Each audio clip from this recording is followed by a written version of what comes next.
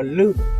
ถ้าถือไม่ดีลื่นตอนลมมันลงอยู่ท่านี้หลุดมือขึ้นหามันมืดแล้วพอตอนขึ้นมาน้องๆฟังหน่อยนะก็มันลื่นแล้วก็บางจุดเดี๋ยวต้องให้เจ้าหน้าที่เขาคอยประคองอย่าข้ามเองนะเพราะว่าน้ำตรงจุดบางจุดน้ำมันแรงไม่มีอะไรรีบมาก